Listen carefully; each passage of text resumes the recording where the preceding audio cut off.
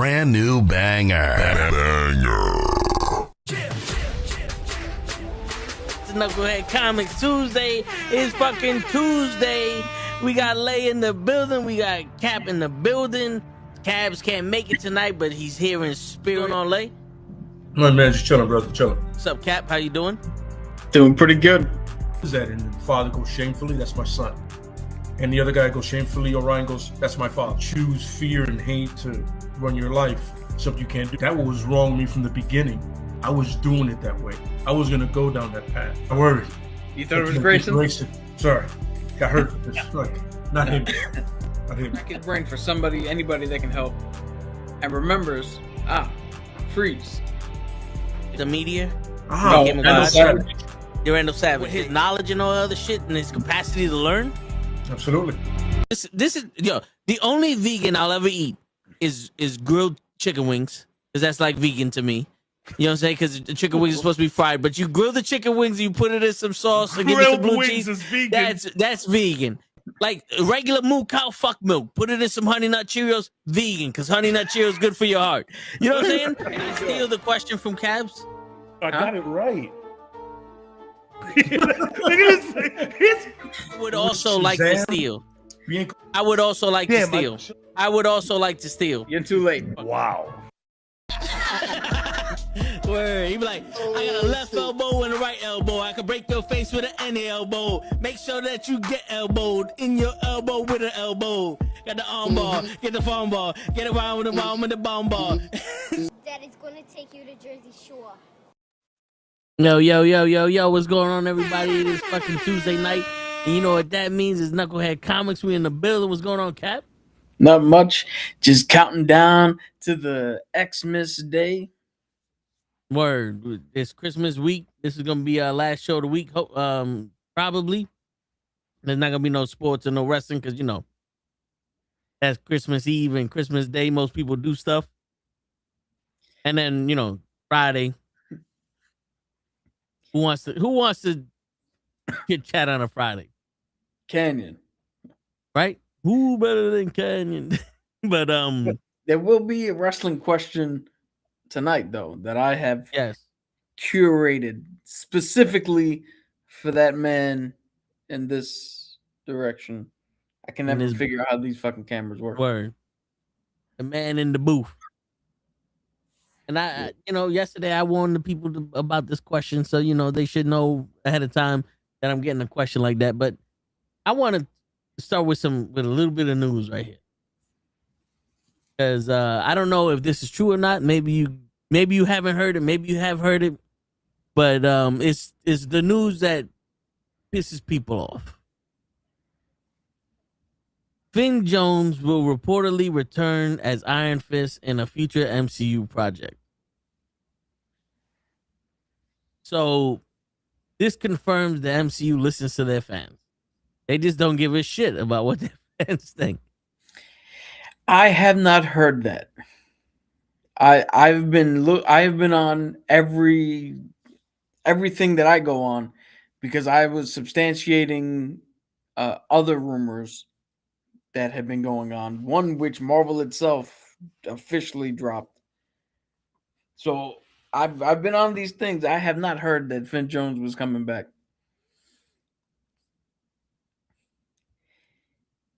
Do we give him the benefit of the doubt that he actually took all the criticism and is going to do better? No. I mean, listen. How long has it been? No, ladies and gentlemen. Yeah, no, fuck off. That's it. I feel like Hutch right now. No, I don't care. All right, next question. No, but being the investigative journalist that I am, I have investigated that maybe this guy has had time since the last time he played Iron Fist. So it has been some time, and we're gonna find out the time, because the time is when the money is made. Yeah. The time he's had is 9:05 Eastern Standard Time on a Tuesday night. All right. We gotta see 2 seasons. When the season?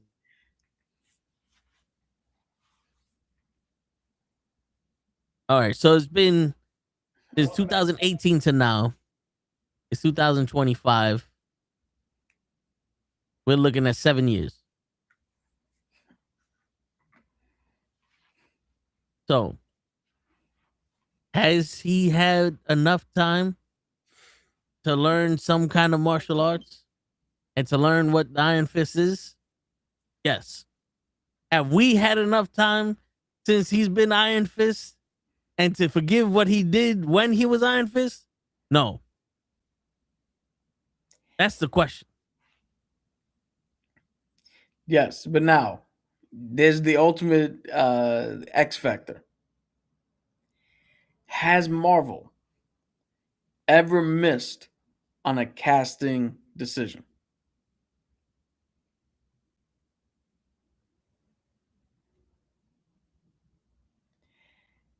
We're not talking about sports tomorrow, right?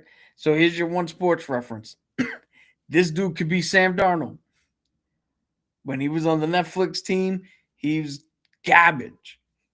But now that he's in Seattle under different management that actually can coax him how to play, motherfucker's MVP candidate.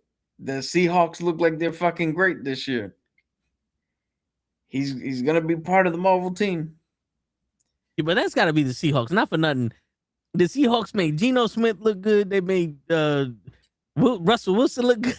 Now Sam Darnold look good. Like that's got to be whoever is coaching the quarterbacks in Seattle. Got to come to the Jets. But that's my point. Like this is Marvel. Yeah, They have not missed on any casting decision yet. that's true. So if they're gonna let They're him gonna miss. You want them to miss on him? Huh? You want them to miss on him? Dude, would you want them to turn around and be like, Jack Black is Iron Fist? Or would you No. want him to go, you know what? Let's give him a try under our roof, with our direction, with how we want to portray the character, and see if he's got it.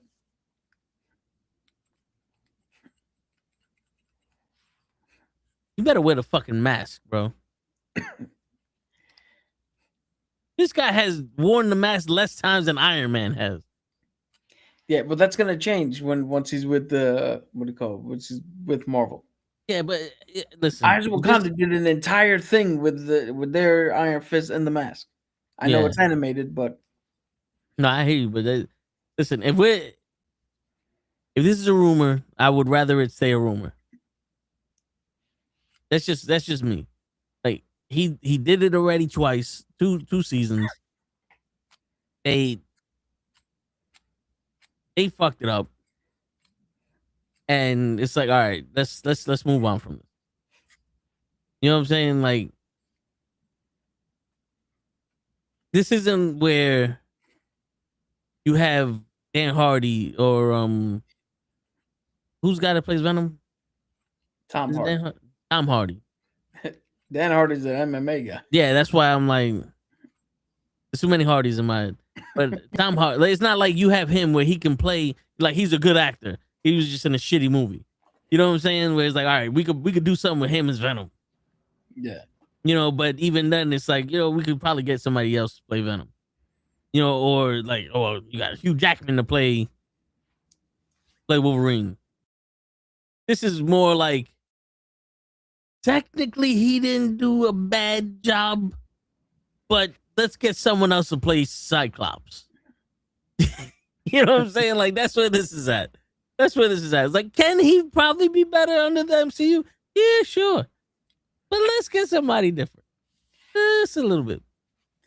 Hey, but if he really wants to come back and he's dedicated himself to this role, what's the worst that happens? I mean, we've already seen Disney Plus shows that we were like, who cares?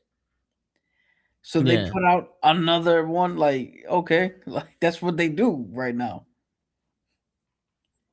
Shit, man.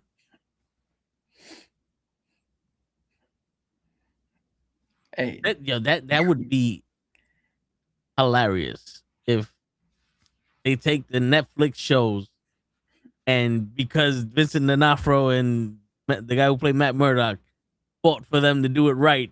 That's the best show out of all of them. All the other ones suck because they didn't know how to make a show. And it's like, wow, you sons of bitches. You should have just re-released the Netflix shit. But Yo, what if they did? Because they said he was coming back in a project, not specifically one of his own. what do you mean? Well, what I'm saying, what if they did Heroes for Hire, and the whole thing wasn't hinged on him? It was an ensemble. They got him and Luke Cage, and maybe what do you call it? Jessica Hedgewick comes back. Yeah, but the thing is,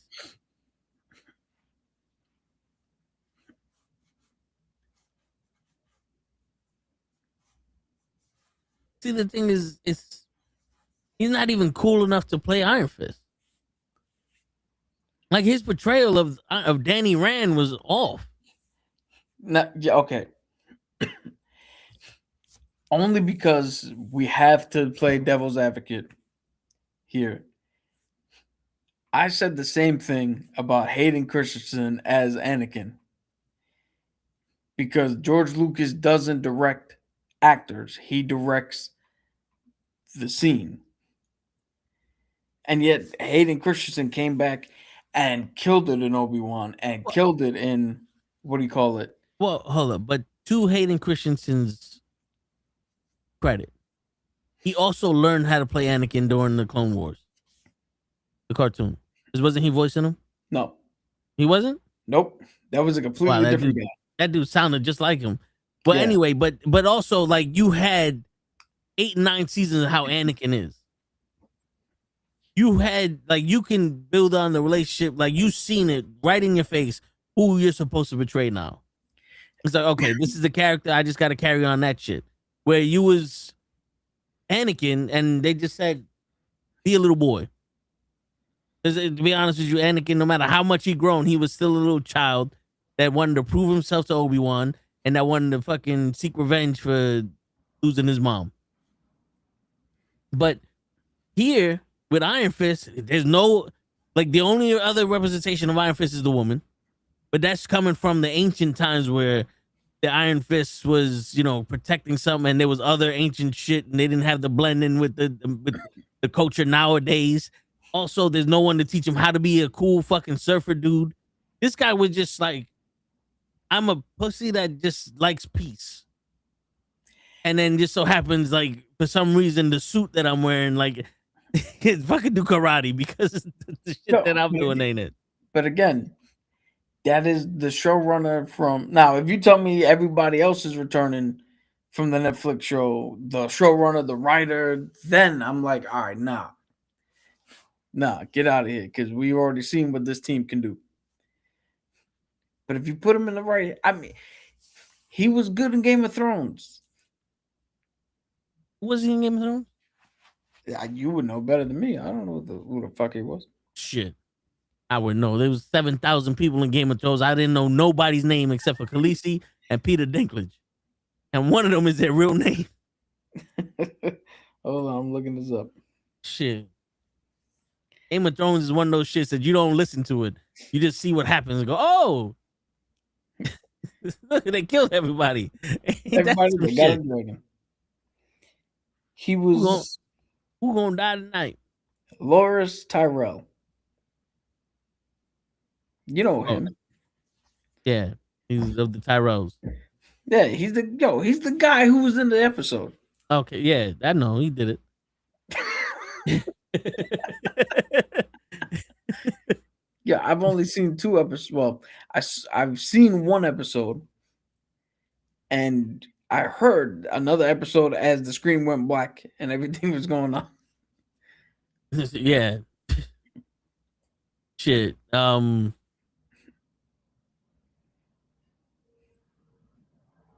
tell you one thing. If he comes back as Iron Fist in like a multiverse shit with like, all right, he was Iron Fist, they just He's there, like the Spider-Man in No Way Home. Okay, but if he comes back as as our Iron Fist, he better step his fucking game up because I'm telling you right now, he's already going into the batter's box with 2 strikes. Yo, he's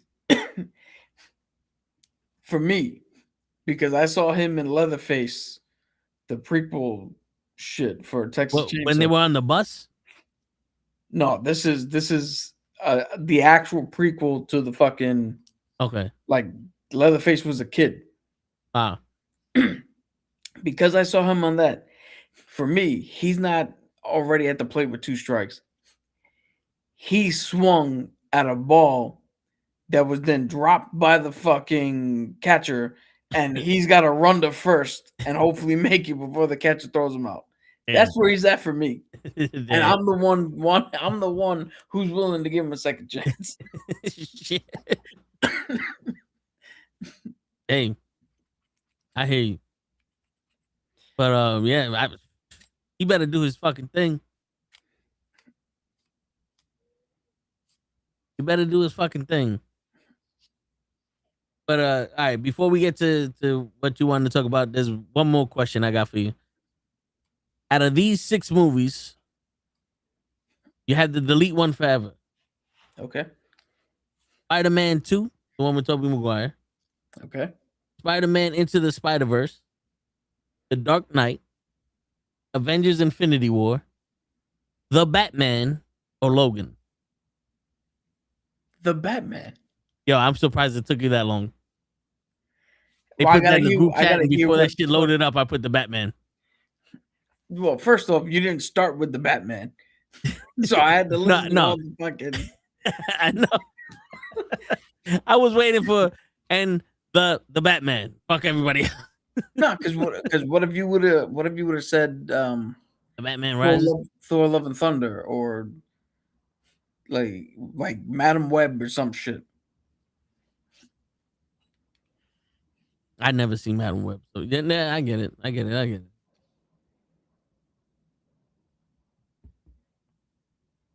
All right, now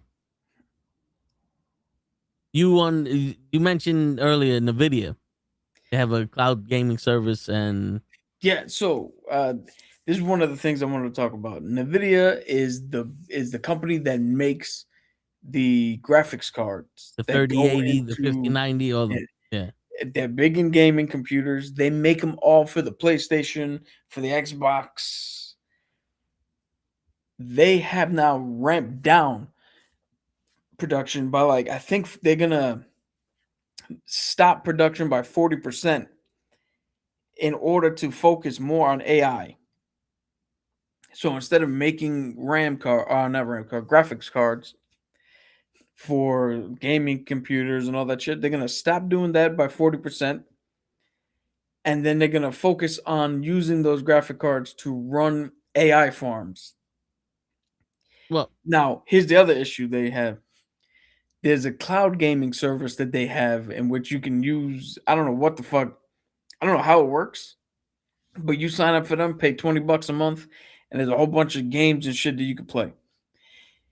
They have now, the report is that they're going to cap everybody's fucking limit to 100 hours a month.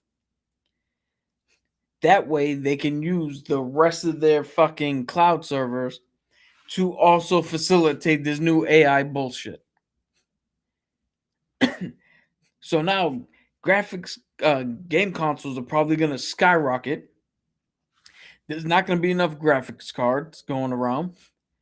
And now if you on their gaming system or their cloud system, you have a reduced number of hours that you could play, to which they can reduce to anything later on. It's not a static, just 100 hours and we're done. They can change it to whatever the fuck they want, all for the fucking sake of AI bullshit. Not to mention, I said RAM earlier because there's another fucking thing where Xbox invested like $80 million in this company that makes RAM cards, but they're switching from making RAM for everybody to making RAM specifically for AI farms. so the thing is, they use the AI farms takes a lot of RAM. So all the RAM that's being used is now being used for AI farming. And now the $150 stick of RAM that you would have got a couple months ago is $700. Yo, Yeah. yeah, Mills, like yo, it's crazy how the RAM went up so much because of that shit. But also, we went through this shit before with the fucking bit mining, the Bitcoin mining. They used a lot of graphics cards for Bitcoin mining, and because of that, the graphics card fucking shit skyrocketed up. Also, the prices for that, and then after that, then all those used cards got sold, and it was one of those things where it's like, am I getting a card that's dead because they bit mined for fucking 24 hours straight to make money and the shit just fell off, or now what? But it's funny, all this AI shit is happening, and they're using AIs for fucking movies, they're using it for video games, they're using it for making pencils or whatever the fuck else they want AI for, and they're fucking us over at the end. So you invest all this money into AI, and you're gonna fuck us over from the beginning. So I can't live my life. I can't do nothing because now you wanted to do AI. But when your AI comes out, I don't want it because that's usually what happens. And a lot of people backlashing now. You can tell them about the game that just use AI in their words, like they use the letters A and I to spell something, and now everybody is backlashing on them with the game of the year or some shit. Yeah. So what happened was Expedition 33 was up for Indie Game of the Year, but because they used AI generative art as like a placeholder for certain parts of the development, it was, what do you call it? They were disqualified and stripped of their fucking win, and the win was given to somebody else.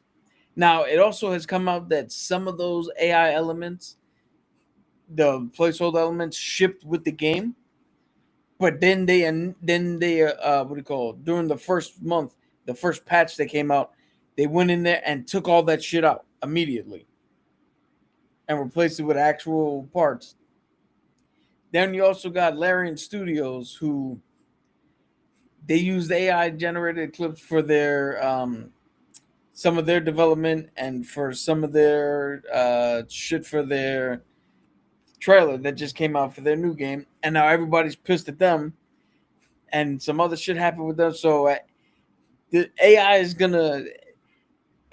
not gonna destroy us like the Terminator. AI is gonna destroy us to where nothing in this fucking world is gonna be fun anymore. They're gonna take out the businesses. They're not gonna take out the jobs. E33 using AI placeholder that they removed 5 days after release of some of the stuff people are calling AI or Unreal Engine. Yeah, it's pretty much. Yeah, and hey, the one thing that people do here is they don't get the full story of shit. They just react. So they heard AI and they're biting the hand now. But I but mean, in the it's same still not token, gonna stop.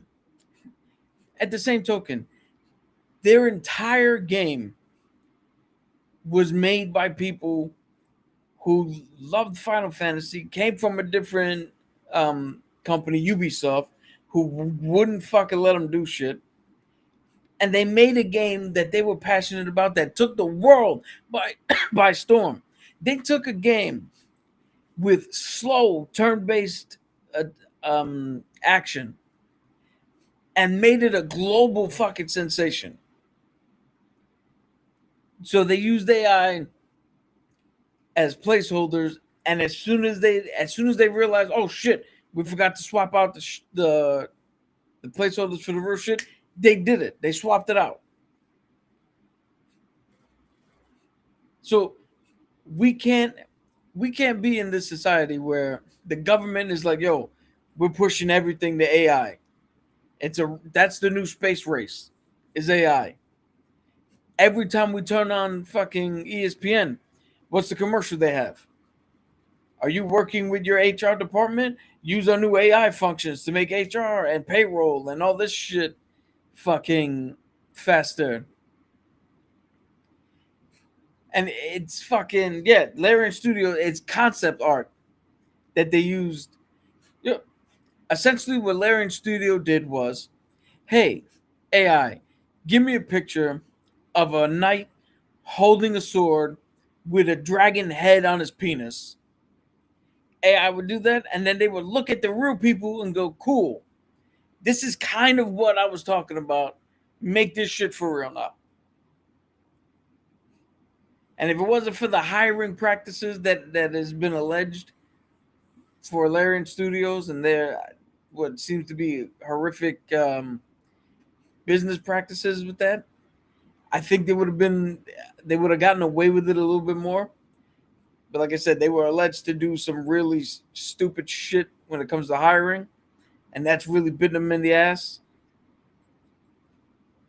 But yo, the Xbox was outsold on Black Friday by some random fucking GameCube knockoff that only plays motion games like the old Wii or the fucking what's the video shit that the Xbox used to have?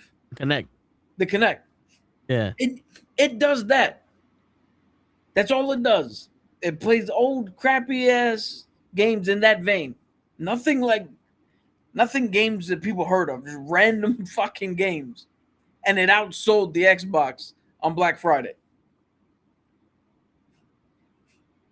Gaming is going, it's gonna catch a dip in the next 5 years.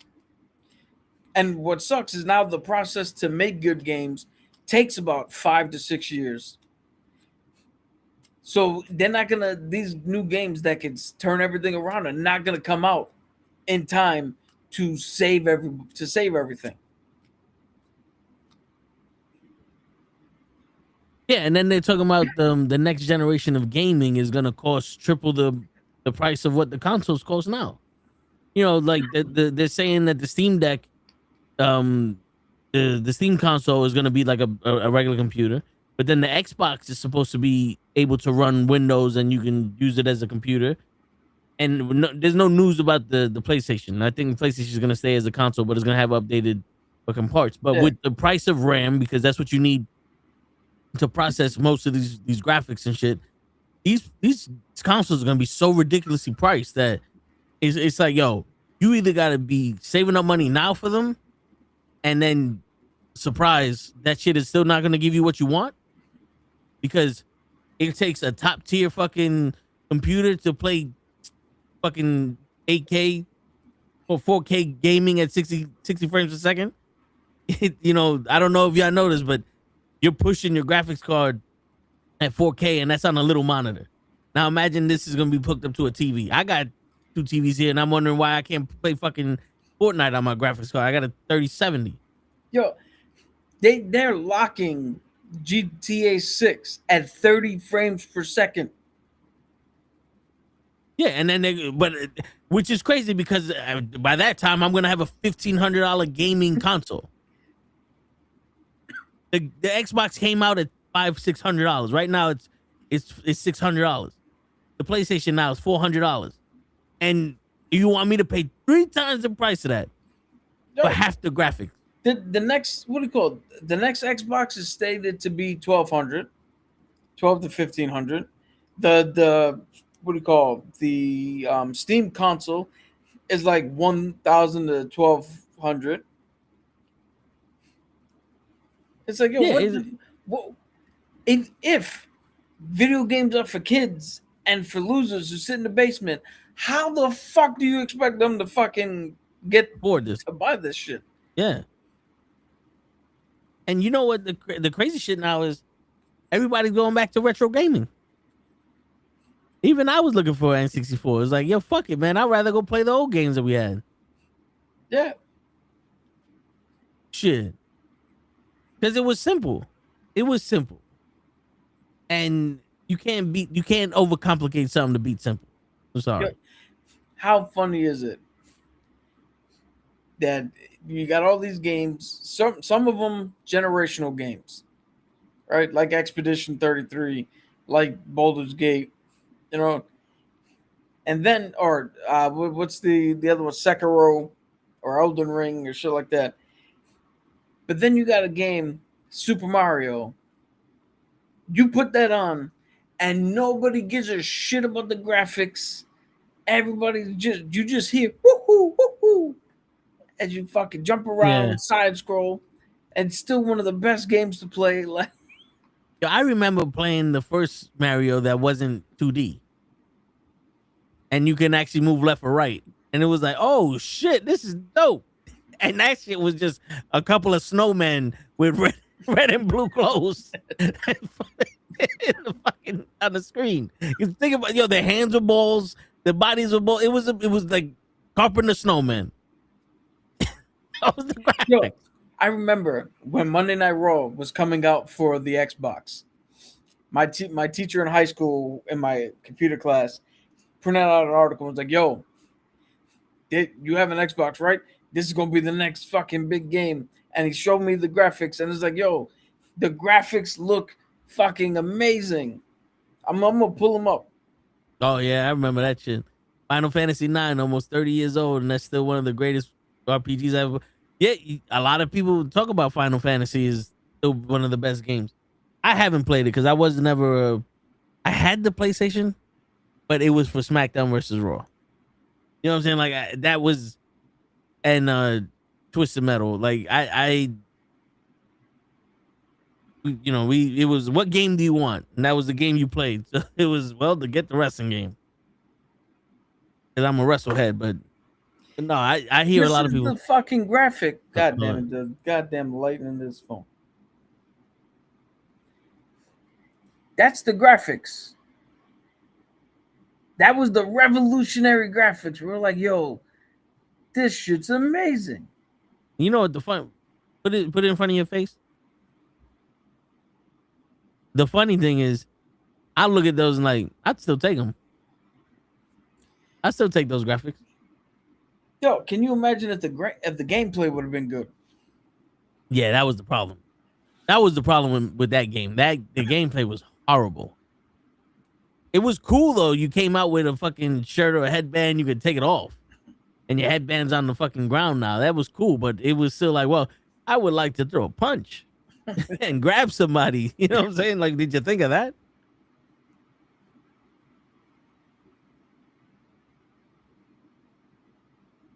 Shenmue. Hold on, wait. Is that what game was that? Oh fuck.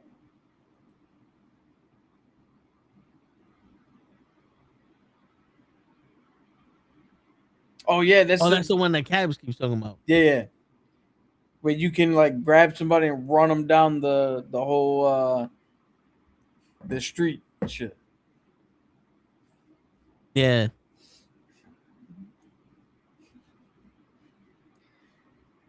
Because most of the time the game was about the story and the gameplay, and you can always get away with the graphics.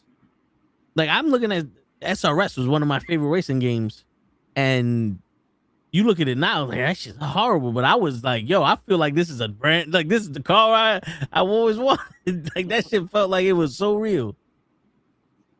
That and Need for Speed Underground. Yo, look at Silk Song. Silk Song is a 2D side scroller that has amazing gameplay, great art style, and it doesn't matter that it's not hyper realistic, photorealistic, fucking, Unreal Engine 5. Like it's just put out good fucking games.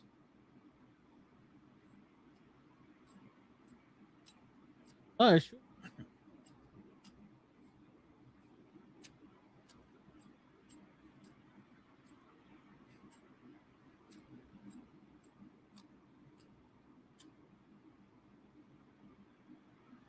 Shit, man. That we need to get to that. The song is great. You know what truly killed? What do you call? What started killing the game industry?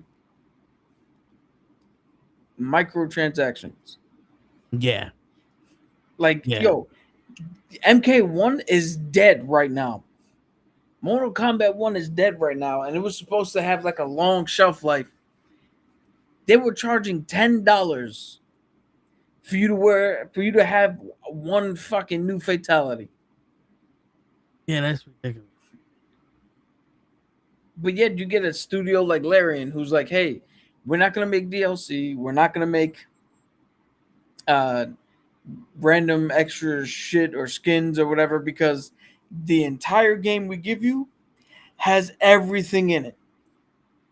And then what did they do? Instead of making DLC, they looked at the modding community and went, cool, let's open that up. And now on the Xbox, I can go into the modding community, and if somebody else made a skin, if somebody else made a campaign, somebody else made something, I can download it and play it in the game without it causing any fucking what do you call it? Without it causing any kerfuffle and shit. Yeah. I mean, that's kind of dope. Is it not for nothing? $10 for a fucking fatality or something. It's stupid. Like, the reason why Fortnite is successful with the microtransactions is, one, you don't pay to win. Everything that you buy there is cosmetic or entertainment. You're not buying a new gun. You're not buying a new ability. You're buying a skin or emote or something that makes your shit look good. So people buy it because you've been playing this game for 20 fucking years. You know what I'm saying? Like, I want to drive a Corvette instead of for that box shit they give me. I want to be the thing. You know what I'm saying? But where it's like Call of Duty or NBA 2K, you're out here fucking buying moves and crossovers and jams and those things. Well, you don't have anything to defend it because you didn't buy it, so you can't do nothing with this. I got the Curry slide. You know what I'm saying? Or in Call of Duty, I got this gun that has better stability than you, and you just got the base shit. Now I'm better. That to me is like I get it, but it's still unfair. Yeah, and yo, that's also true. But the microtransactions and the monetization of games had permeated other facets of what do you call it? Entertainment. And I'll tell you right now, we talk about I talk about D&D a lot. It's one of my favorite fucking things in the world. And the new CEO of Wizards of the Coast literally said, after COVID and D&D and Wizards of the Coast became a $1 billion fucking company, this bitch said it was under-monetized because there's not a way to fucking gouge money every 10 seconds like in a video game. And again, this is a game which we can play right now. All we need is dice, which I can Google the fucking dice for free, and we can play no maps, no minis, no book, no nothing, completely fucking free right now. And it's under monetized after you made $1 billion as the world was ending. Yeah.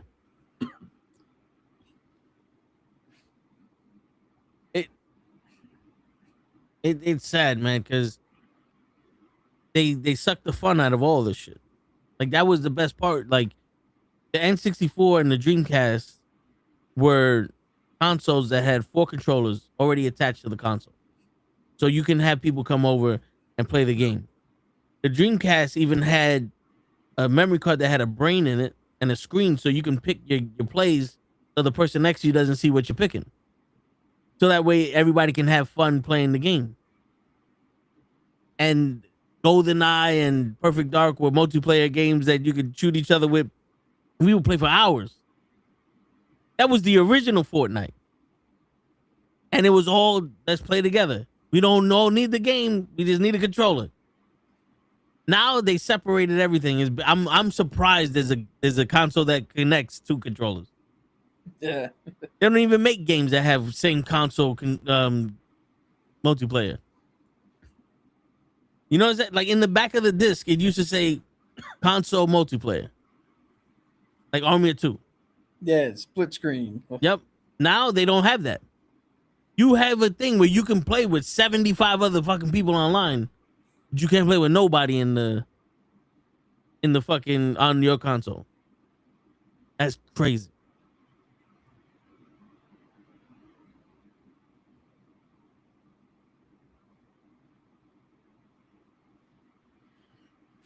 Full price in different parts. Wow.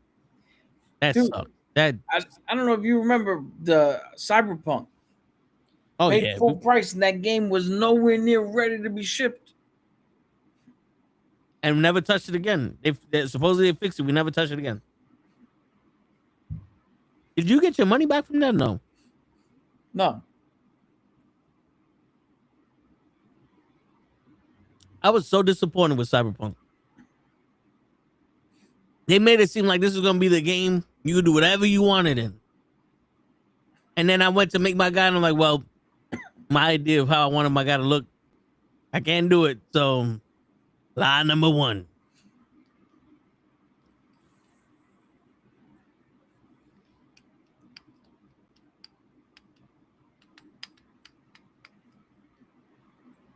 But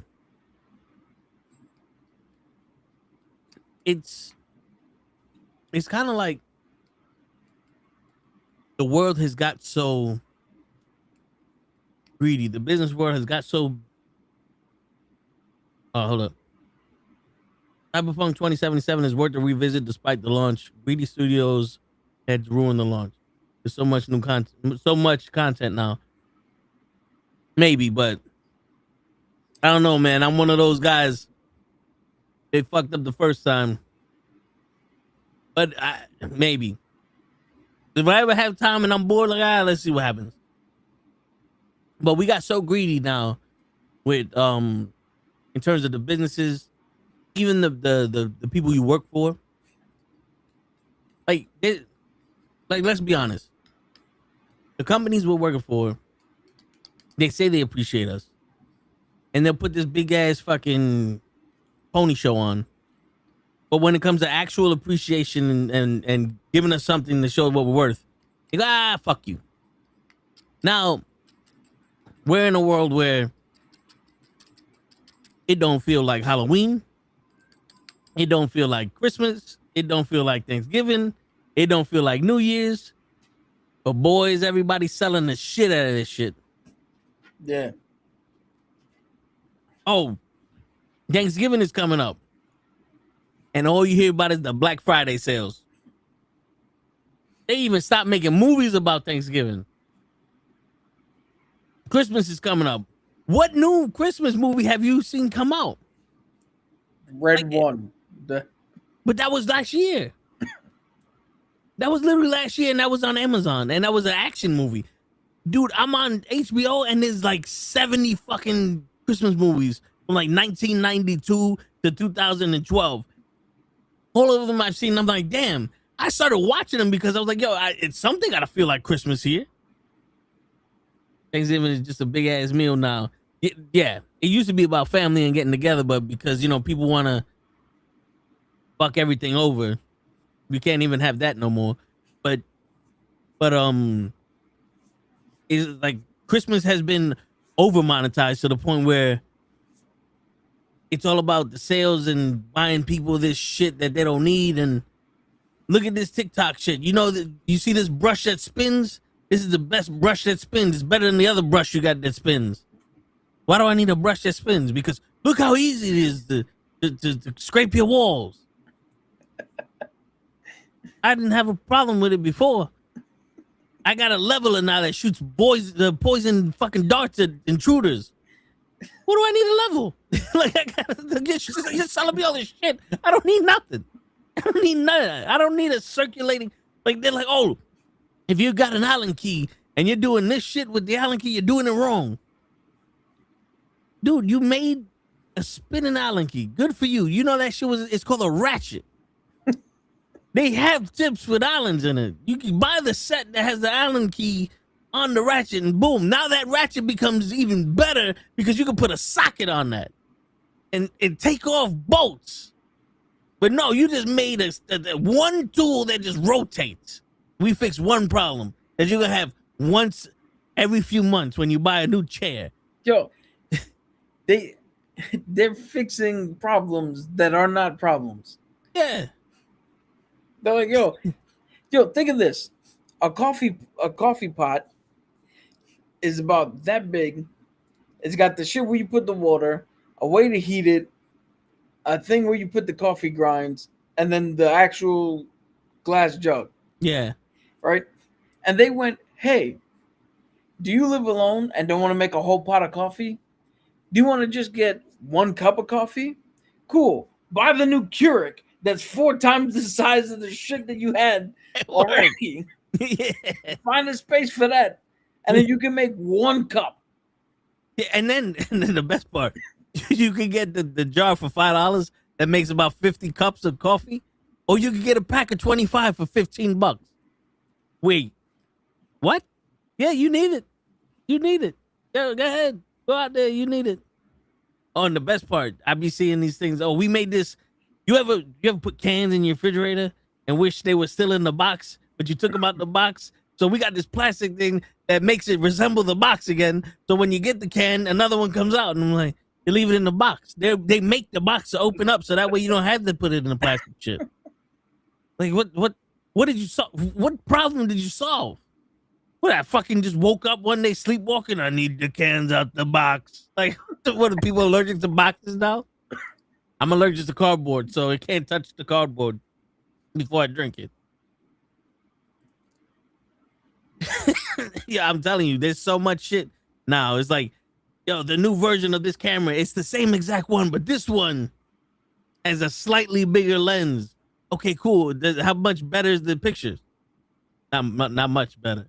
But you need it. It might actually be worse, to be honest. Yeah, word. It has better low light. How much darker are we getting? Like, if I can survive with this camera, how much darker am I getting? Yo, dude, you know now the phones, they're all like, oh. So people pour juice into a juice container and put it back in the word. Like, it comes contained already. I fucking hate those videos. But they take the eggs out, I put them in the egg thing. And you take the milk and put it in the milk thing, and you take the candy out and you put it in the candy. What the fuck are we doing? Like, and I'm sorry, because even though I'm not fully, it's these people. It's the fault of these people. You know what's funny? I always wanted a cookie jar, but I never bought one because they don't come with cookies in them. Yo, how like, why would I buy a cookie jar that's empty to then buy cookies that's in a pack already to put them in the jar? No. The cookies should be in the jar already. I get it. In the old days, cookies were either homemade or they came in a container or like a packaging that once you open the package, that's it. It's open. Yeah. But nowadays, the package reseals itself. Yeah. Yeah. And you're right. They did turn the Grinch into somebody now who's throwing gifts to who fucking. I think it's for like Walmart or Target or something. But like, you can get it right now in an hour. Yo, remember the can opener? We had an electric can opener because you couldn't open the can any other way. Then they started making the can that had the pop shit in there. It's like, so what's the point of the can opener now? The business is like, there's more money to be made from just putting a little thing on there and pre-opening the can. We're gonna do that. Fuck everybody else's shit. Now my can opener can cut a steak. What's the point of knives? My knife has prongs in it so I can use it as a fork. What's the point of forks? my fork got a little tube in it so now I can drink soup with it. Oh, what's the point of a spoon? Like, holy shit. You got a problem? Too bad. We're gonna fix the one you don't. Why the electric electric salt shakers. I've never even seen one of those. No, yeah, I've seen it. It have one like you press a button, it goes zzz, and it shoots the salt out. Because God forbid you go, and there's salt coming out. Now, There's one exception to this, right? Because I don't know what the electric salt shaker was originally made for. There was a video of a guy who had some sort of contraption that opened up a bottle, right? And some other dude reacted to it. It was like, dude, you just opened the fucking bottle with Yeah. your hand. Turns out that bottle opener was made for the Disabled. handicapped people Yeah. who had disabilities who can't use their hands or whatever, for whatever reason they had issues with it. So this is to help them. I would not be surprised if that electric salt shaker started out as somebody has an issue with this, so we made it for them, and then somebody went, but everybody else can use it too. No, I think the salt shaker was originally made because they have electric pepper grinders. So you could put your black pepper in the thing, and then you press it, and it grind the pepper for you.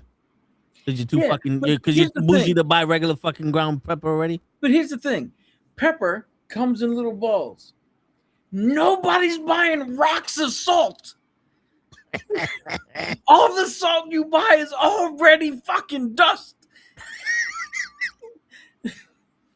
Who the fuck is buying a slab of Himalayan rock salt? And like all of a sudden, like you need a savory piragua and you're crushing it to fucking get some goddamn flakes off. You don't remember how we used to do back in the day? You used to make a fucking little slide, and you pour the fucking rice down the slide, and it gets salted. Each individual grain of rice gets salted down the slide. Remember when they said you had to salt the pasta to the salinity of the sea? You pour the water down the salt, and it goes into the fucking into the bucket, and you just Jesus Christ. Only does sugar come in cubes, right? One lump or two. Pow, pow.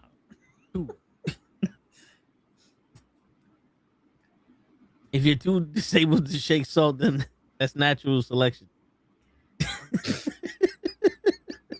You know, but not for nothing though. In all honesty, yeah. One of those. I want to respond in a funny way to that, but I now work for a union that I probably can't afford to get flack right now. But you know, but in all honesty, most of the people that would need help with that have help. You know, because if you don't have hands, and you can't open up a bottle, how you gonna drink it? I mean, dude, again, you solved the problem, but you didn't get to the root of the problem. You know, it's like there's different stages. No, you know what I'm saying? Like you're sitting here going, I want to put a door up, and you hand me hinges, and I go, cool.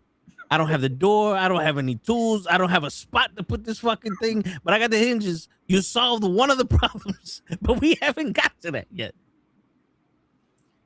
You know what I'm saying? Like shit. No, I get it, but we're doing too much. And the best part of waking up, besides Folgers in your cup, is the fact that you spend $500. Getting back to the fucking on the video games, the Xbox. I got a terabyte in here.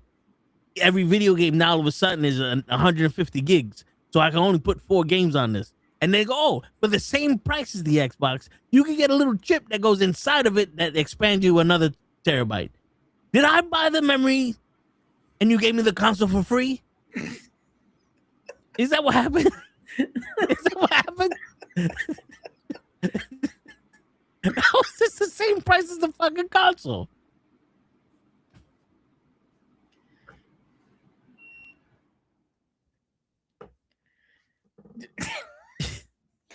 Yo, that's fucking. But yo, why are your game? You know what's funny? It's like, oh, we expanded the memory of the console. Good. So now we can make our games that require more memory to play.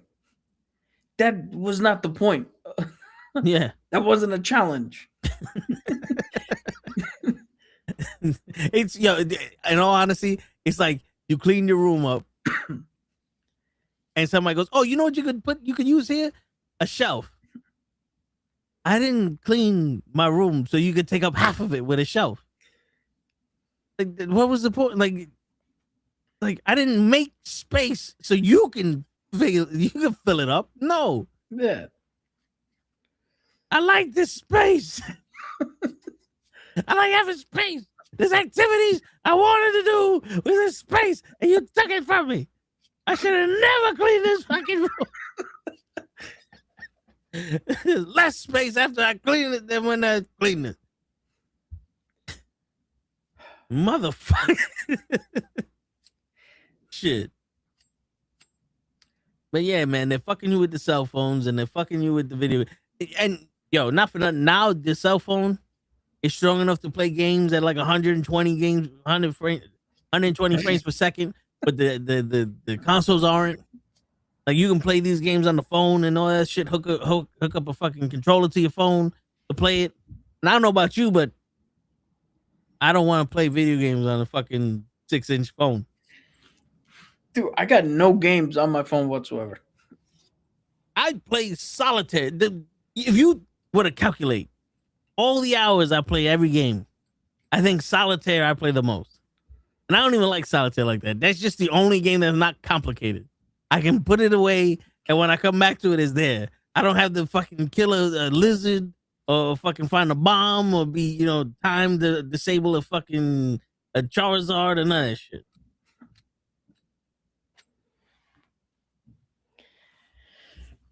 See, The updates also fucking eat up space. My problem though is I don't like people, so I want to play games on my own. Yeah. Oh man, There was one game I had for the phone where it was a card game, right? Kind of like Magic the Gathering type shit. And I was playing it, and dude, I'm winning. I have a good deck. I have stored up coins so I can buy new cards. And then I log off and I come back on and I get a notice that I was raided and they stole all my coins because I didn't set up a defense. And I'm like, from who? I didn't say I want to play anybody else. This was supposed to be a I play only game. Yeah. How the fuck somebody come in my game when I'm not playing? How do you allow people to play me? I'm not in the game. Yeah, and also, why did you let people rob my fucking currency?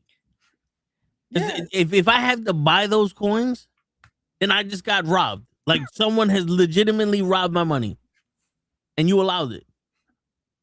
You stole my money from me. And if you think about it, we should be able to sue these motherfuckers. Oh man, and then like, oh well, we can't keep making the same game over and over. We got to add something to it. I'm talking about specifically NBA 2K. We used to just be able to play basketball. Then they said, let's add a story. Okay, the story's cool. Then they said, let's put Spike Lee in this shit. Okay, now we got a dying mom that fucking has a foster dad, and you're black, but you made a Chinese player, and now you got to go fucking buy clothes to do a fashion show so you can become a fucking R&B artist.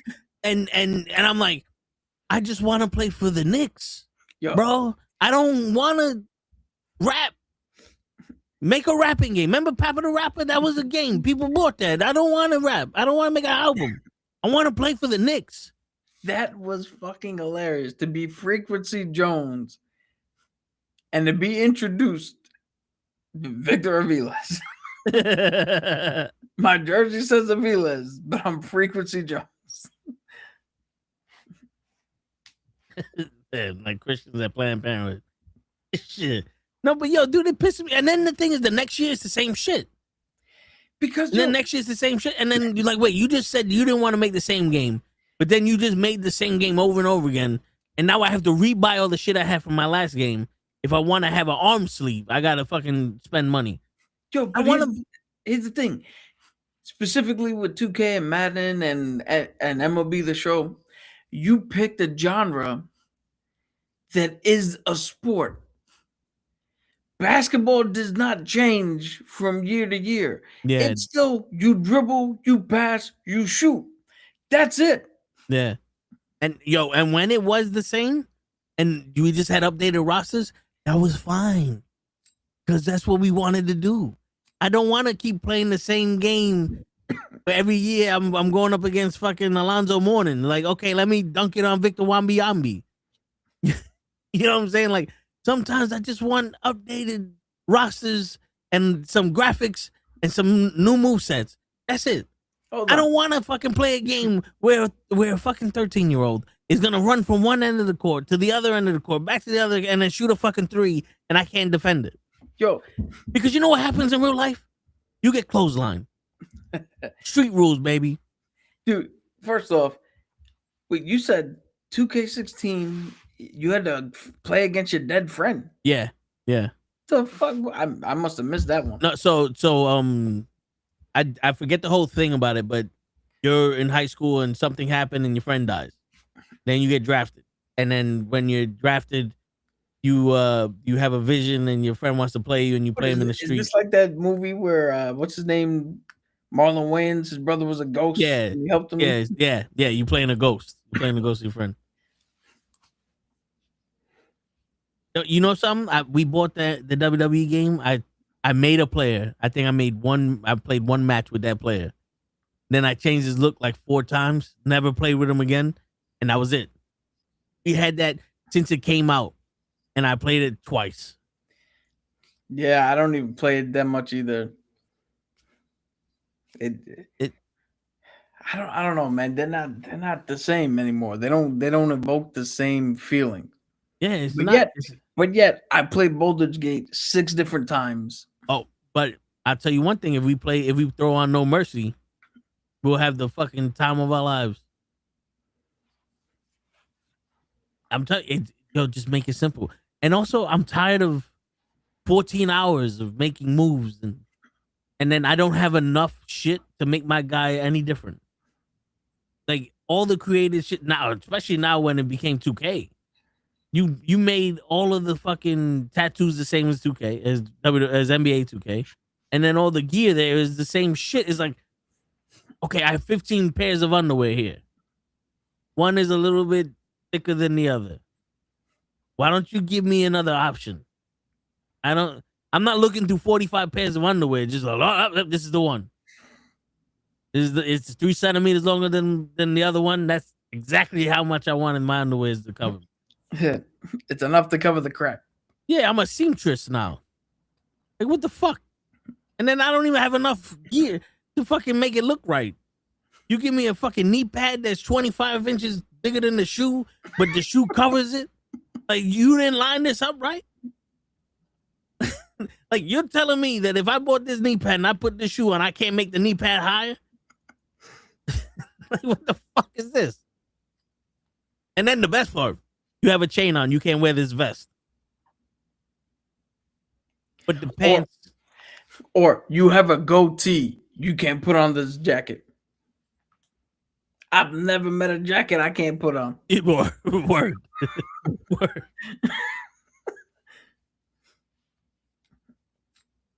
Yeah. Or if you do put on a certain jacket, now all of a sudden your beard is out here, just fucking flipping. Or you get that glitch where you make a creative belt and the shit is 6 inches away from your waist. It's like, what happened here, man?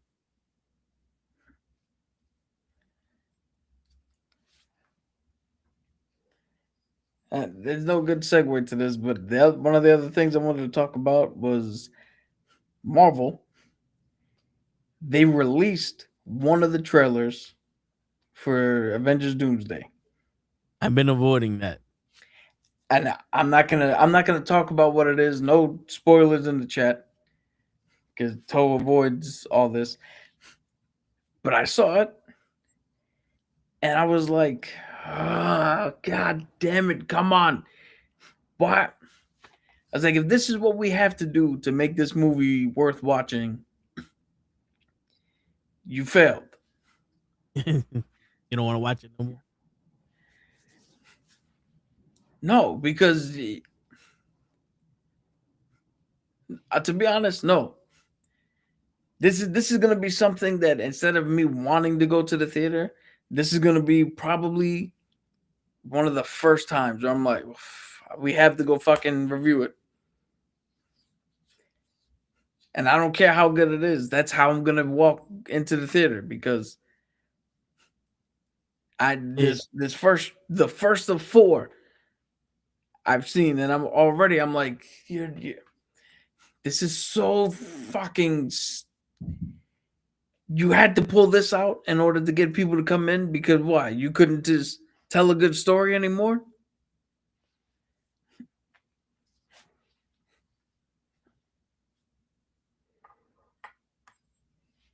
People are so worried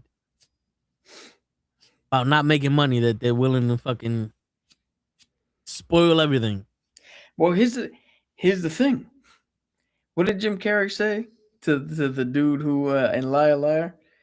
With the dude on the phone, he's like, "Stop breaking the law, asshole." Yeah. Stop making movies that cost you $400 million to make, that in turn needs you to make $1.5 billion to fucking recoup your money. Yeah. You don't need $400 million if the shit ain't gonna make $400 million. I heard that there was already a screening for Supergirl and people are saying it's bad. So there's mixed reports. There's a lot of people that say that the movie was fun. A lot of people saying that the girl who plays Supergirl is really good in it. And then you got the idiots who were like, girl movie bad. When does that come out? Supergirl? Yeah. Next year at some point. Listen, if I was in the movie industry and I was making Doomsday, I wouldn't tell nobody shit. I think the trailer would be the word Doomsday with possibly Robert Downey Jr. saying a line as Dr. Doom. Oh, I wouldn't tell nobody shit. Dude, I saw one of the other leaked trailers, which apparently all the trailers that were leaked are true. They got time to change the voice. That's all I gotta say. You got fucking Tony Stark talking. Yeah, I remember $300 million is a big budget. Now they do that for fucking AA movies. Is it AA? AAA? Straight to home Coliseum? They don't score movies like that, but B movies. There you go.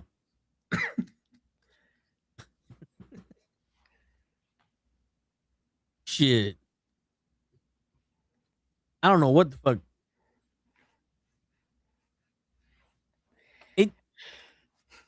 Yeah, I'll tell you right now. You know what it is? It has to be the fact that no one learned how to lose and become better. We're all in the participation trophy era where everybody's a fucking winner. And this is what happened. You make shitty ass movies and then we're going to give this fucking Iron Fist guy a second chance. Nah. Live with it. Be someone else. You remember in what was Yes Man? You hit the wrong guy. Well, next time be the right guy.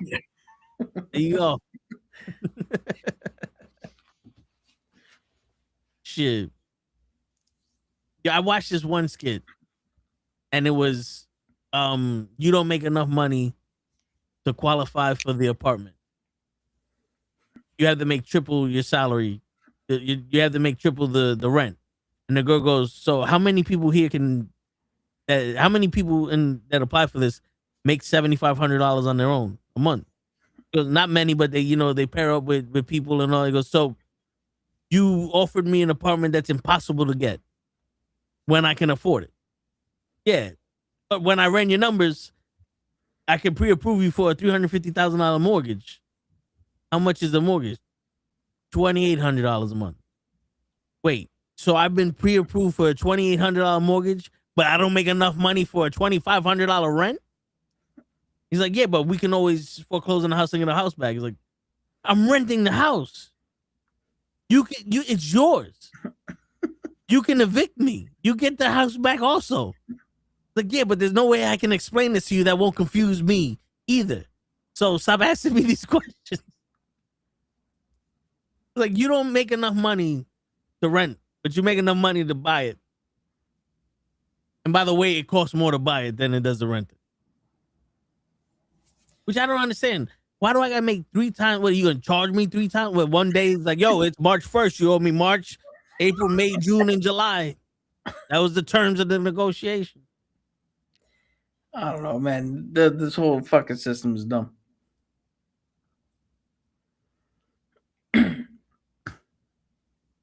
Shit, but True Lies is a good movie though. Yo, here's a funny thing. I was just watching a video about James Cameron movies because everybody's talking right now. Is Avatar: Fire and Ash a flop? Because it only made $88 million opening weekend. I mean, But here's the thing: Titanic made $60 million opening weekend, and by the time the theatrical run was done, it was the highest grossing movie ever made at over 1 billion dollars. True Lies hit over the $100 million mark. When it first came out, the opening weekend was like 46 to $50 million. Like, James Cameron movies stick around for a while and progressively get more and more money as people are like, yo, you gotta go see it. yeah. So it's already close. I think it's already close to or past 500 mil around the world. That's crazy. But also, it's like, yo, you release it the week before Christmas. Pretty sure people are gonna be like, yo, your Christmas present is tickets to Avatar, Fire and Ice. Or what was it? Fire and Ash? The Fire and Ash. We're gonna go see these white people try to take over the blue people's shit, but this time there's fire. Remember when they try to get the tree? Nope, because you're too fucking young. That happened 25 years ago. But you remember the water, right? Remember when they tried to take the water? Yeah, they're trying to take the fire now. This is Fifth Element. There's no hope. Oh. Wait, how'd you get it to move? I just sat here and said, there's no hope. Oh, look, it's wind. We're going to take their wind. So it's at 347 worldwide opening weekend. And on top, like you said, you still got Christmas coming up. You still got, New Year's and shit. And this movie's not gonna just be a 2 week in the theater and it's done movie. Nope. We wish it was, but it's not.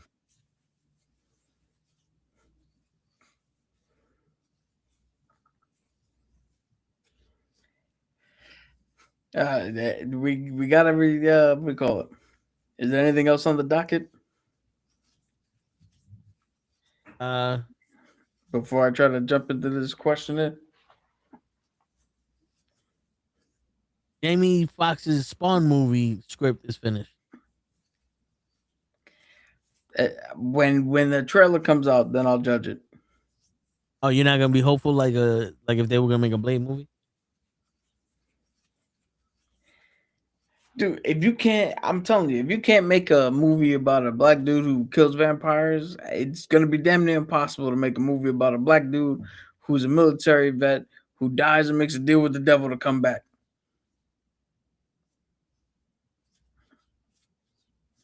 Yeah.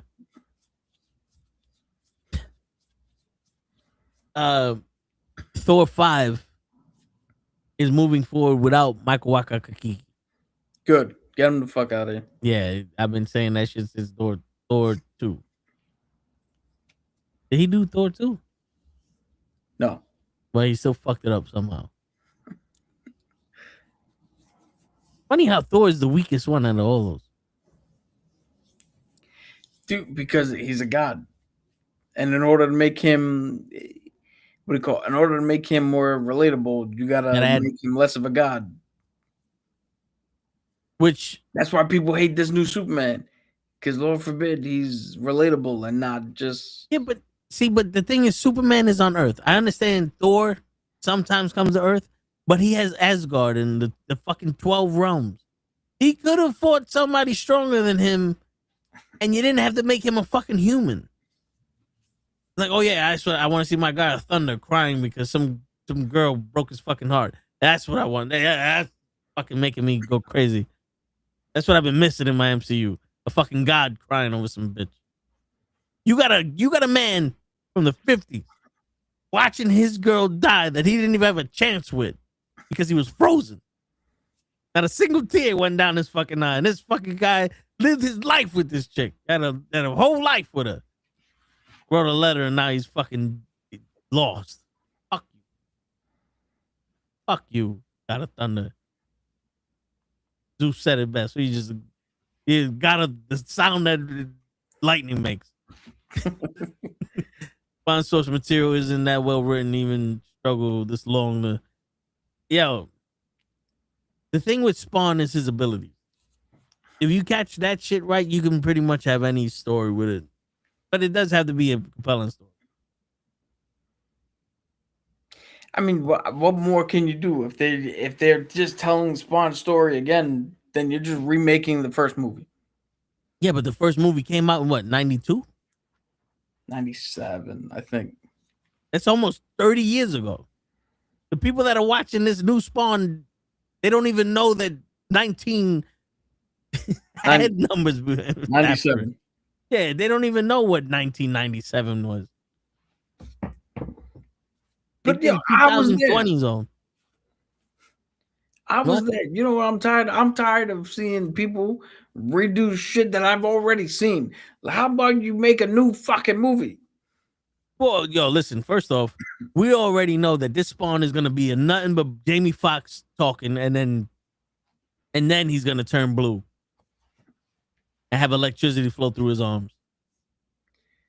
I don't know. I mean, hey, you know what? More power to Jamie Foxx that he got a movie role, but how you pick somebody that's less of a fighter than your original guy?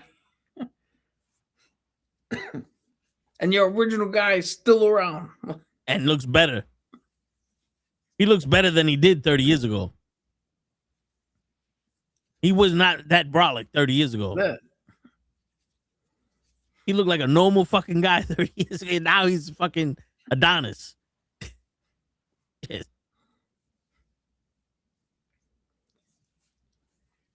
All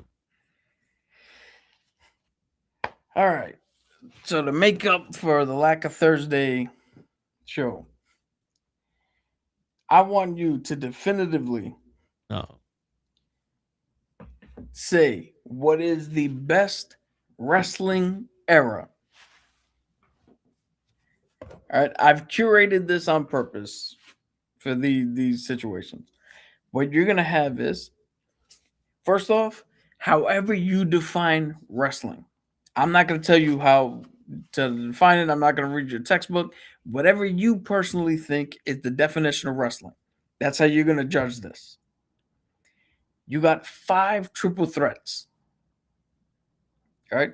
Whichever era wins the most out of the 5. And I got a fun bonus one. Okay. In there at the end.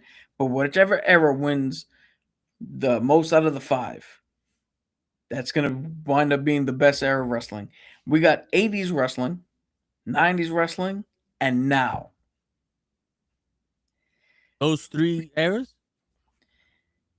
Yeah. Because, so the 80s.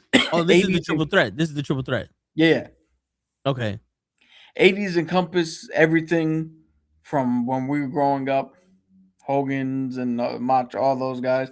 The 90s is everything, including the Attitude Era. I skipped the Ruthless Aggression Era because I didn't want to put John Cena on this list. And to be honest with you, I think John Cena is more defined the PG era. I skipped the PG era too because the Ruthless Aggression era did not have John Cena in it. It had the beginning of John Cena's run, but the PG era was when he turned. When John Cena hit his true fucking form, his last evolution as a Pokemon, that was the PG era.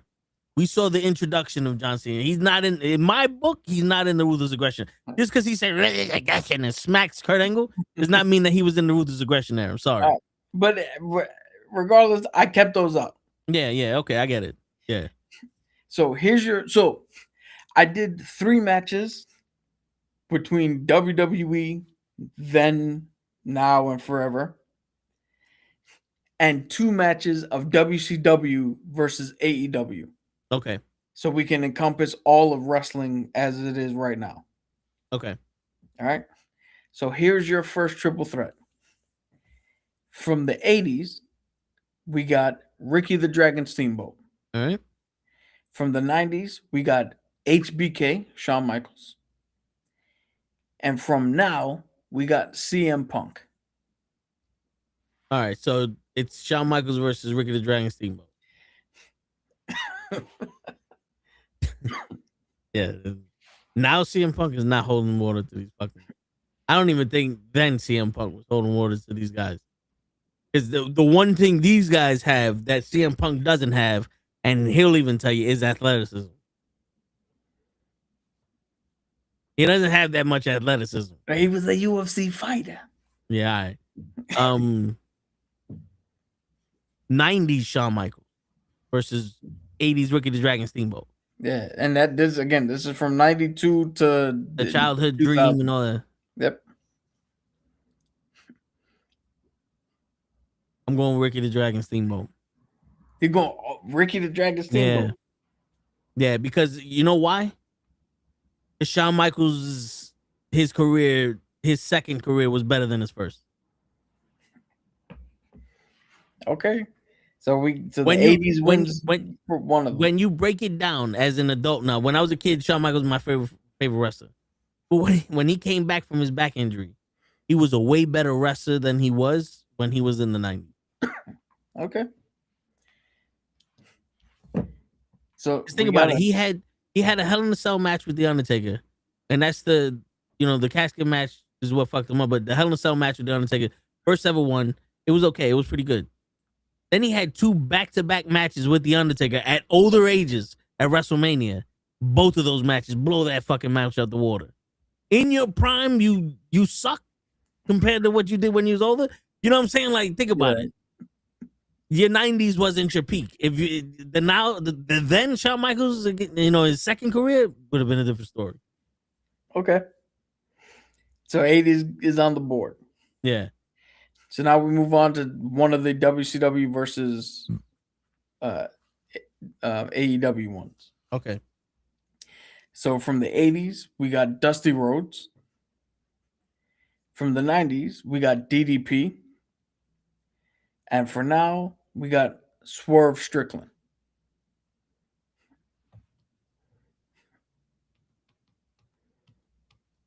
Swerve Strickland. Ooh. So now gets on the board. Because not for nothing, I think this is the best we've ever seen Swerve Strickland. But Dustin Rhodes in the 80s was all right. He was good. No, not Dustin. Dusty. That's what I said. Dusty Rhodes. Oh.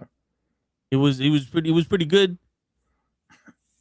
But the shit Swerve right now is at his precipice, right? You know what I'm saying? He found himself. Who was the 90s guy again? DDP. DDP was okay. But when it comes to showing, like, because Swerve just popped up out of nowhere and became a main eventer in AEW without any engine behind him. Like, he had Prince Nana doing a dance and became the guy. He was undeniable then. There's no engine behind him pushing him. Because when he became champion, he lost that shit real quick, and people want him to be champion again. And like, why'd you lose it to? Like, everyone else had the engine behind them. That's kind of why I put him with Dusty and DDP, because they're similarly. Yeah, you know what I'm saying? Like, so DDP is who LA Knight was hoping it'd be. Yeah. So like DDP was all right. But I think in terms of gravitas and his impact, I would say Swerve. Okay. So we got one on the 80s, one on now. We go to match number 3. Going on, Big Fool. Back to WCW. Back to the WWE. All right. So for the 80s, we got Macho Man. Okay. For the 90s, we got the best there is, the best there was, and the best there ever will be, Bret Hart. And for now, we got the Ring General contra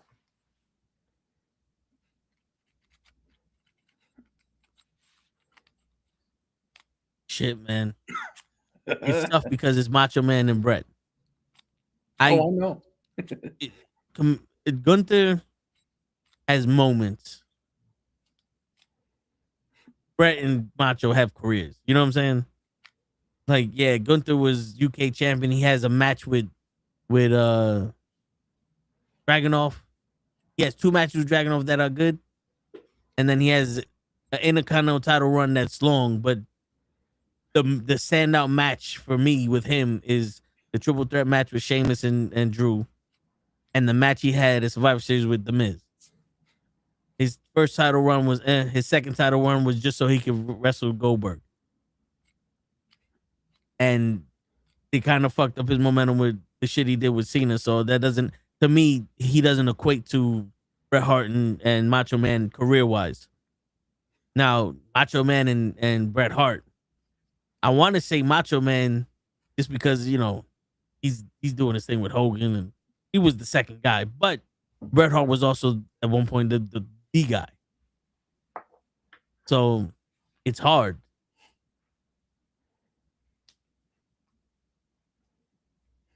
I'm gonna go with Bret. All right, so the 90s is on the board.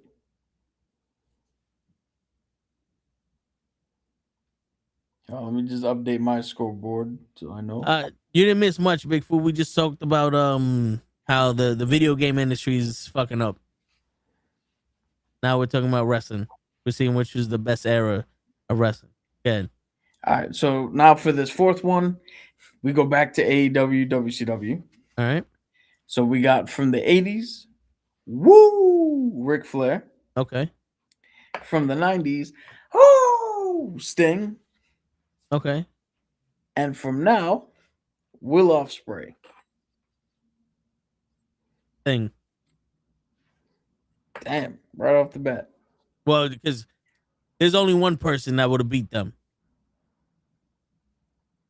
No, there's only one person. Who's that? AJ Styles. He's not in AEW. No, I know, but I'm just saying. No, that's what I'm saying. AJ Styles is the only person I would consider beating them, especially in AEW. Like, but Will Ospreay, if I only saw one match of his, I probably would have picked him. But sad to say, I saw multiple matches of his, and it's the same fucking match, just with different attire on, and I lost. Do I think he's a hell of a fucking athlete? Yeah, he phenomenal athlete.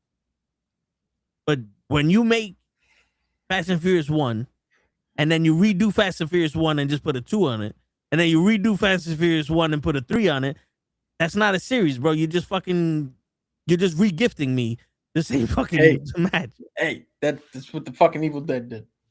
Listen, but I didn't watch that shit either. And Sting made his impact with the NWO and his Crow phase. I think the Crow phase was probably his best version of his thing.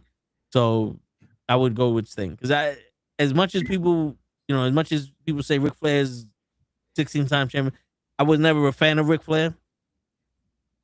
And that's even with like talking and growing up and hearing what he says and all that. It's just like, all right. So now this, I don't know if this is going to actually be the hardest one, because this is the final one here so right now the breakdown is the 80s has one, now has one, the 90s have 2. And we're coming into the final. Who are the 2 90s? Bret Hart and Sting. Okay, all right. My bad. Yeah. So now this one here is for all the marbles. All right, we can end up in a tie, which then the bonus question becomes more than just a fun bonus one. Yeah.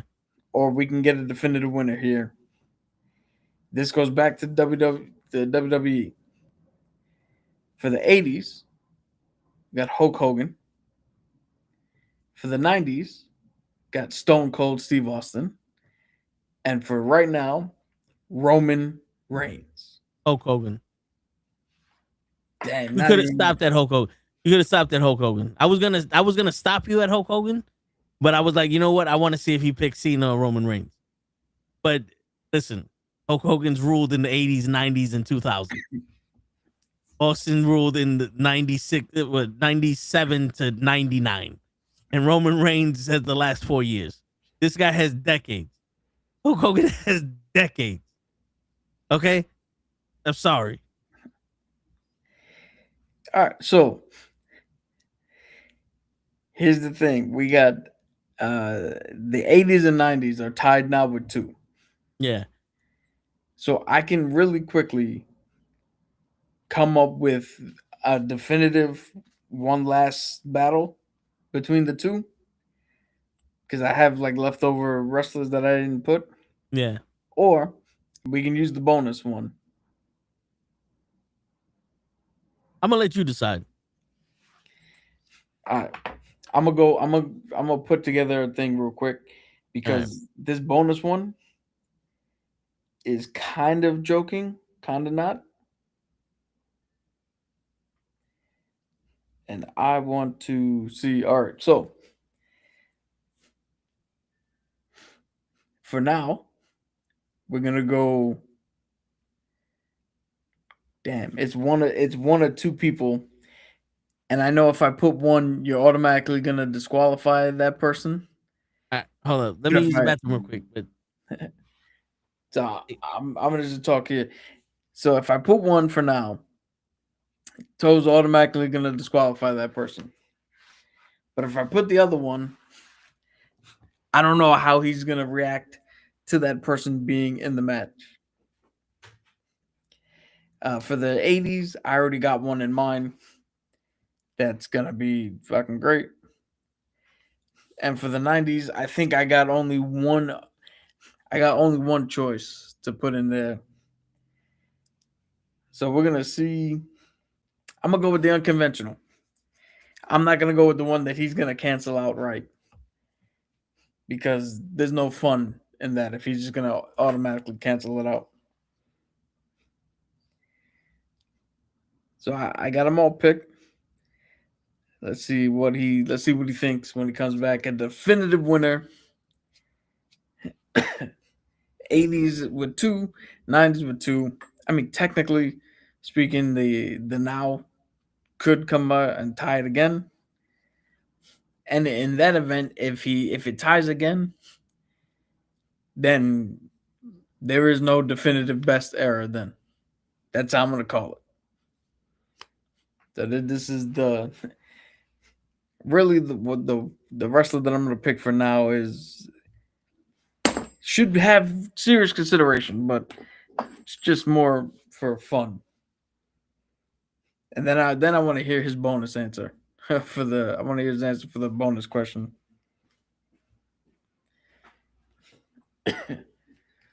Looks like he's about to sit in the chair.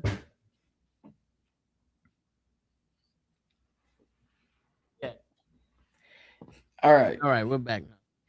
So for the 80s, I got Hot Rod Roddy Piper. Okay. For the 90s, the only one I got left, The Undertaker.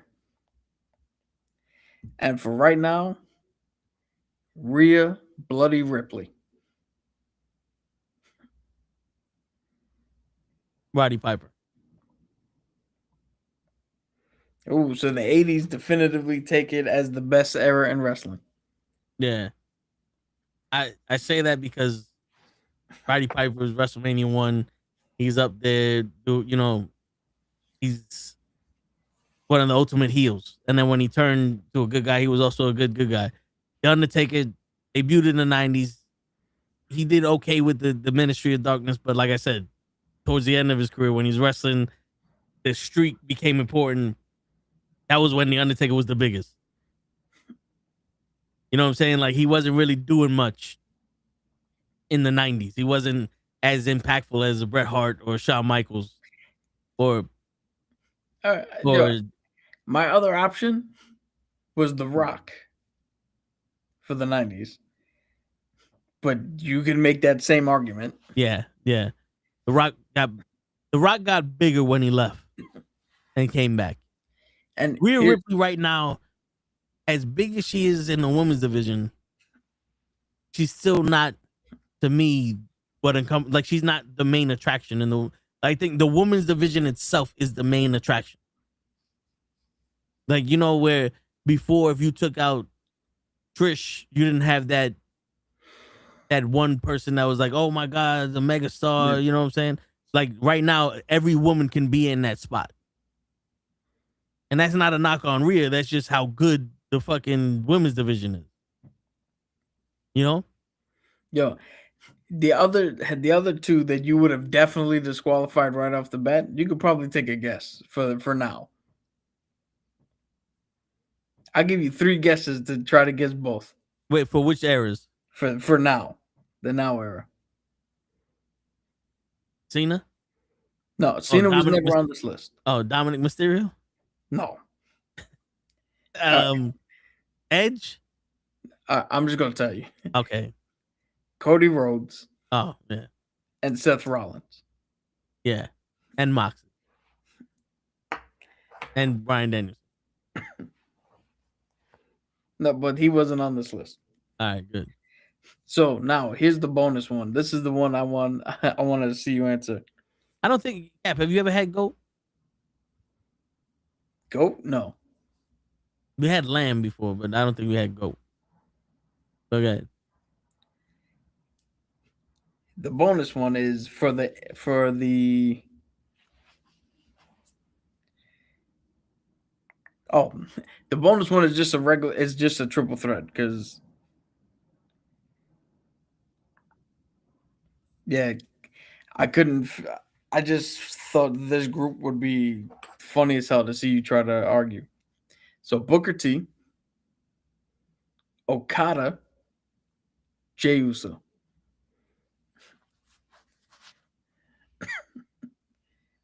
Which Okada?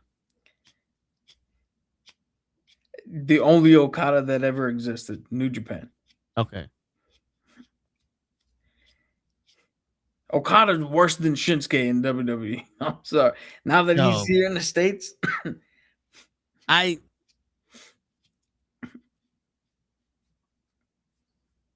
think it's very close between Booker T and Okada. oh, you're not even gonna put in Jay, huh? Nah. Because the thing with Jay is the story was there for him. The story was there for him to take over in the bloodline and for him to succeed based off of that. But if we're going to talk about pure wrestling ability, how many matches have you ever seen Booker T fuck up? Like, let's be real. Which one? The famous one with Buff Bagwell, where they gave him 5 minutes. Oh, yeah, but that wasn't even his fault. Like, that, he was just in a fucked up match. Yeah, no, he was in I'm a just fucked up saying. situation. But yeah, okay, yeah, but that's out of what, 40 years? No, like 30 years of his career. And then Okada, if you would have said AEW Okada, I'd have said now it's between Jay and Booker T. Because Okada's getting bit in the dick. His claim to fame in AEW is bitch. Like, okay. Like, in all honesty, AEW made me and you go, yo, show, this is the best wrestler in the world. AEW comes along, go, I don't know who that is. Sorry. We got confused with another person. Yo, That's why I don't watch AEW as much as or at all. But I keep up with what's going on just because, sometimes I want to see stupid shit. yeah, Okada is holding 2 belts that are not only combined, but they're separate. Yeah. That should tell you how dumb some of the shit in AEW is. Yeah, it's 2 separate titles that are combined for one title that's also a separate title. So he's got 3 titles. Yeah. And you don't see him bragging about it like Mercedes Moné. Well, you know what's funny though? Mercedes Moné lost an independent wrestling championship on TV on Collision. So, if anything, she's giving more promotion to that promotion than any other wrestler in the world. Huh? Did she lose it to somebody in that promotion? Yeah. Yeah. That's what I'm saying. She did that promotion a favor, and that girl a favor. Like, she shouted them out. Is she gonna come It wasn't like AEW and what WWE did. The TNA champion, Trick Williams versus a number one contender that's from NXT or the TNA champion, fucking Kenny Omega. Kenny Omega versus the AEW number one contender. So is TNA a part of this, or did you just steal their belt? Yo, you think Mercedes is coming for Sammy Chaos? We tried. Well, no, I wanted. I don't know if that was tried, but most likely the budget ain't there for that. You know what I'm saying? It's like we got a budget of $5,000. No, the response isn't we'll take that. No, that's for the show. What you gonna do? Wrestle on fucking my phone? You gonna talk on my phone for 3 hours? Shit. So back to this. So we have it definitively. The 80s is the best era in wrestling, according to your pendulum of what wrestling is. Yeah. But one of my favorite, the 80s is one of my favorite eras of wrestling. I think my most favorite era of wrestling would be the Ruthless Aggression. And I'm talking about like when Kurt Angle was wrestling Eddie Guerrero and, you know, Shawn Michaels just came back and Shelton Benjamin's there and Brock Lesnar's there and Batista. You know, we had arguably some of the best wrestlers, some of the most athletic wrestlers in the world, and, you know, the best storylines. We had SmackDown as its own entity versus Raw, and SmackDown was winning. SmackDown was the A show. Like, both shows had equal opportunity to be big because they had to give competition to one another. Now you can see that these shows are being handicapped. Like SmackDown arguably has a better roster than Raw does, and they're being handicapped, and their show sucks. You know what I'm saying? Yeah. So here's why I didn't pick the Ruthless Aggression era. One, because I didn't see how the fuck you do a fatal 4-way with and like four different options as a winner and shit. Yeah, most of those talents overlap there too. Yeah. But it would have been either John Cena, Brock Lesnar, Kurt Angle, Batista, or Randy Orton. Because I just Googled the top wrestlers in each era.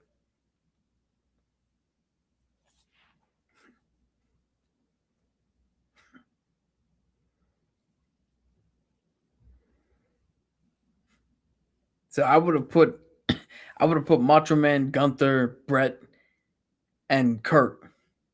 And that Kurt would have won that. Then I would have put Brock with Roman, Hogan. Hogan would have still won. Then Batista. I mean, Batista would have had to go with Shawn Michaels. Ricky Steamboat, Shawn Michaels, CM Punk, and Batista. Yeah, Ricky Dragon. It wouldn't have made a difference. The only difference it would have made is Kurt Angle would have won them one. But why not Eddie Guerrero though? Eddie Guerrero was in the Ruthless Aggression. Eddie Guerrero was in the 90s also. Rey Mysterio was in the 90s, but they weren't as big as. So, I went with what Google gave me as options. Okay. Right, because I wanted to take my bias out of it, and I didn't put Eddie in the 90s because of what you've said multiple times. He wasn't better in the 90s than he was in the 2000s. Yeah.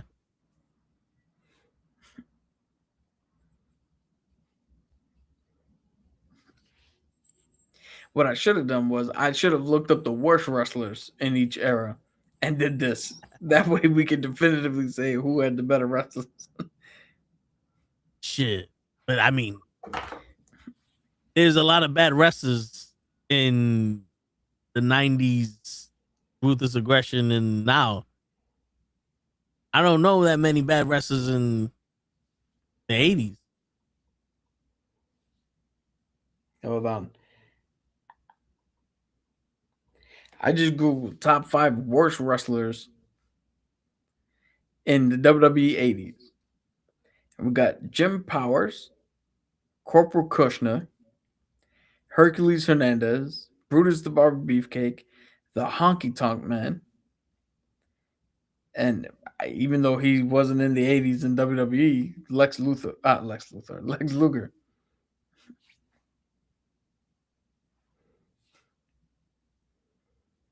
Well, the honky tonk man, I don't know who the fuck Jim Powers is, He was part of the Young Stallions tag team. but the honky tonk man and Hercules Hernandez and Brutus are big names. So let's see in the 90s.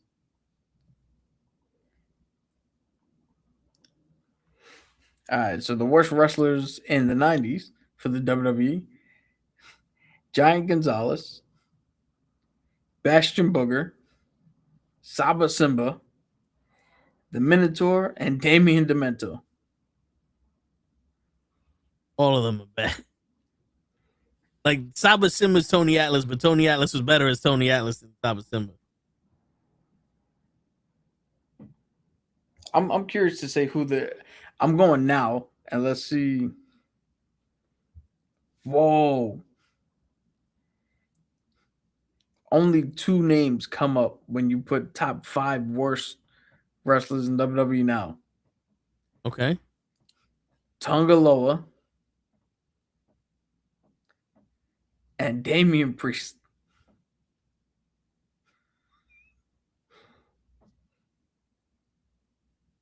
Damian Priest? You know what? That sounds about right because nowadays the wrestling fans are not real fans. That's what it says. Nowadays the wrestling fans are not real fans, so I understand why they would put Damian Priest in. Holy shit. But You gave me legitimate bad wrestlers for the other 2 eras, and then you just said, fuck it. We're just gonna name 2 people if we can remember them. yo, here's the top 5 bad or top 5 worst wrestlers in AEW right now.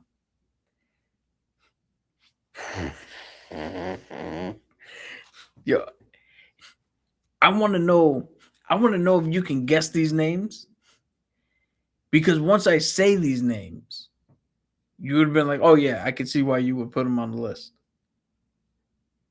Except for maybe 2 of them, but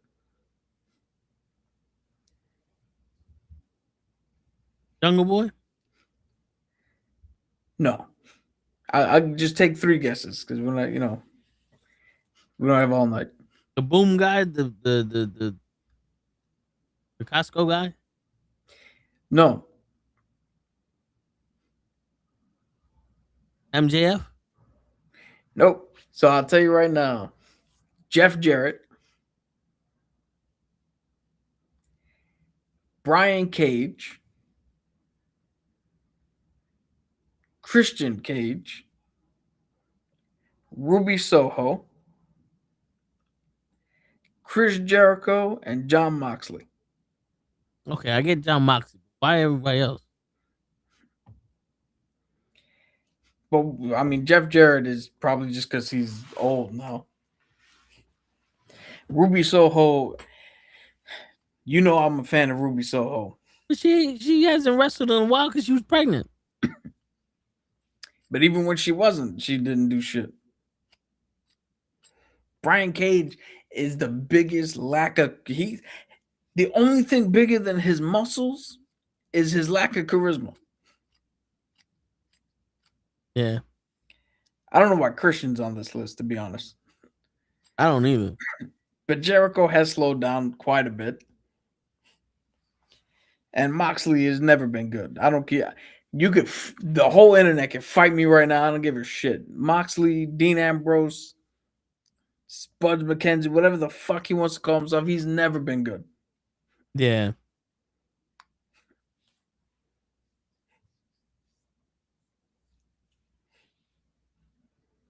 Yeah,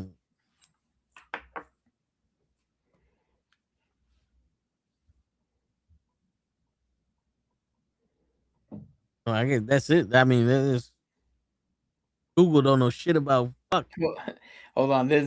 I gotta look up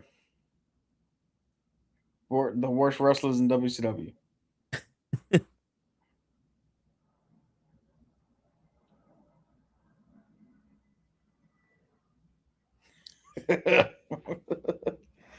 All right, so this is for the 90s in WCW. David Flair, Glacier, the Disco Inferno, David Arquette, and one of your favorite wrestlers ever, the Yeti.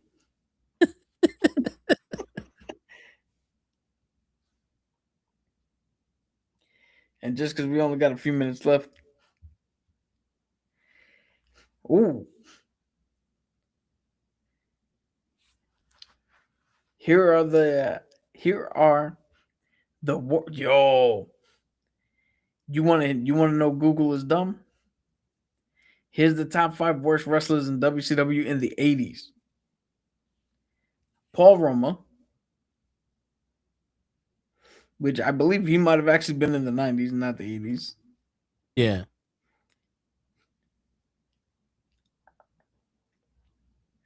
Bunkhouse Buck.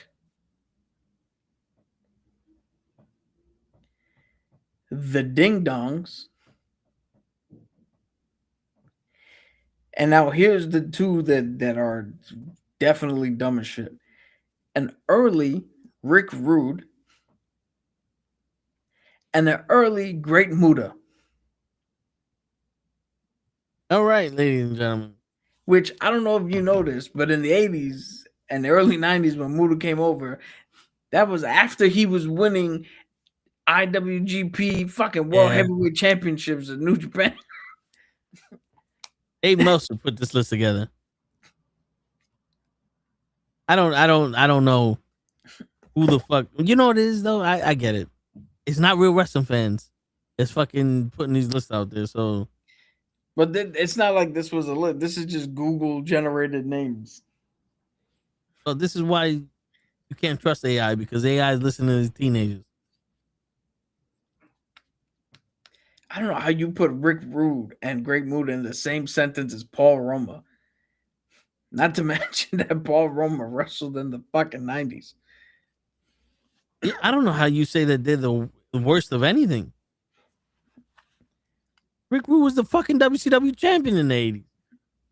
In the 90s. He wasn't even in. He was in the 80s. He was in WWE. Yeah. He was in the Continental champion in the 80s. What the, you know something?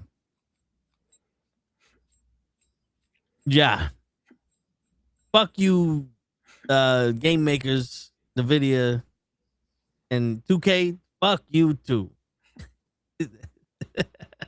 Gotta say it for the gram. Yeah. And but no, you gotta say it. You gotta say it correctly. And fuck you too.